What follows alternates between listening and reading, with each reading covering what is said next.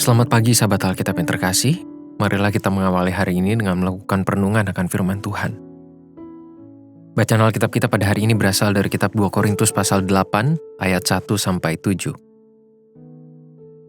Saudara-saudara, kami hendak memberitahukan kepada kamu tentang kasih karunia yang dianugerahkan kepada jemaat-jemaat di Makedonia. Selagi dicobai dengan berat dalam pelbagai penderitaan, sukacita mereka meluap. Dan meskipun mereka sangat miskin, namun mereka kaya dalam kemurahan. Aku bersaksi bahwa mereka telah memberikan menurut kemampuan mereka, bahkan melampaui kemampuan mereka. Dengan kerelaan sendiri mereka meminta dan mendesak kepada kami, supaya mereka juga beroleh kasih karunia untuk mengambil bagian dalam pelayanan kepada orang-orang kudus. Mereka memberikan lebih banyak daripada yang kami harapkan. Mereka memberikan diri mereka, pertama-tama kepada Allah, kemudian oleh karena kehendak Allah juga kepada kami. Sebab itu kami mendesak kepada Titus supaya ia mengunjungi kamu dan menyelesaikan pelayanan kasih itu sebagaimana ia telah memulainya. Maka sekarang sama seperti kamu kaya dalam segala sesuatu, dalam iman, dalam perkataan, dalam pengetahuan, dalam kesungguhan untuk membantu dan dalam kasihmu terhadap kami. Demikianlah juga hendaknya kamu kaya dalam pelayanan kasih ini. Hampir setiap orang tentu akan dengan sangat senang hati mendapatkan pertolongan. Namun, lebih sedikit orang yang dengan senang hati memberikan pertolongan. Hal ini tentu menjadi sebuah fenomena sosial yang perlu kita kritisi bersama, secara khusus sebagai manusia yang hidup secara komunal. Apalagi, identitas sebagai umat Tuhan telah menempatkan tolong-menolong berada pada bagian esensial dari kehidupan beriman. Bukan sekedar tingkah atau bakti sosial antara sesama manusia. Hal ini pula yang terekam dalam tulisan Paulus kepada jemaat di Korintus. Paulus menyinggung perihal teladan yang ditunjukkan oleh jemaat di Makedonia terkait kesediaan mereka dalam memberikan pertolongan bagi terlaksananya karya pelayanan Injil yang dilakukan oleh Paulus dan rekan-rekannya. Alasan yang membuat tindakan pertolongan itu menjadi istimewa adalah jemaat di Makedonia memberikan pertolongan bukan berdasarkan kelebihan, melainkan di tengah segala kebutuhan mereka yang sangat mendesak.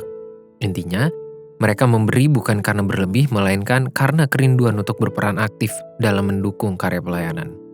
Perilaku inilah yang dijadikan teladan oleh Paulus untuk menggugah hati para jemaat di Korintus agar juga ikut berpartisipasi dalam memberikan pertolongan tersebut.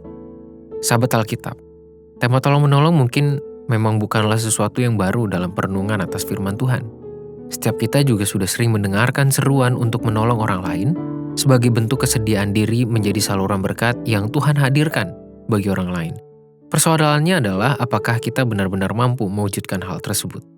Pesan yang ditulis oleh Paulus bagi jemaat di Korintus sebenarnya tidak hanya menjadi upaya untuk menggugah mereka, melainkan juga dapat menjadi modal evaluasi setiap umat Tuhan dalam merefleksikan kesediaan diri menjadi saluran berkat yang Tuhan hadirkan bagi orang lain.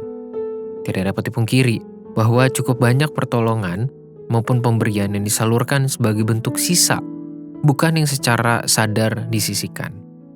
Tindakan memberi dengan mental sisaan tidak hanya mewujud dalam perilaku yang kita berikan kepada sesama manusia, tetapi juga kepada Tuhan.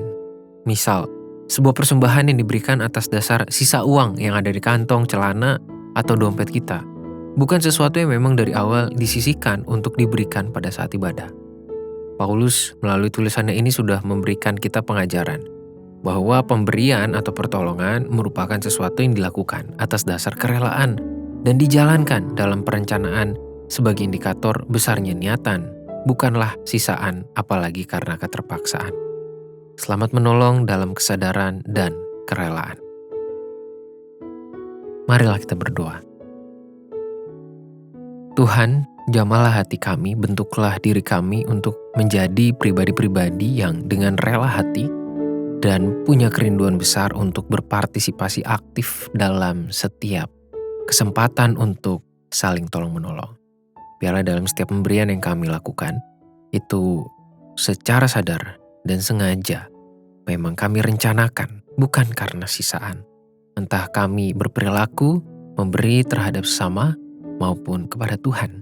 Sehingga segala sesuatu yang kami lakukan, itulah yang terbaik. Hanya di dalam nama Tuhan Yesus kami berdoa. Amin.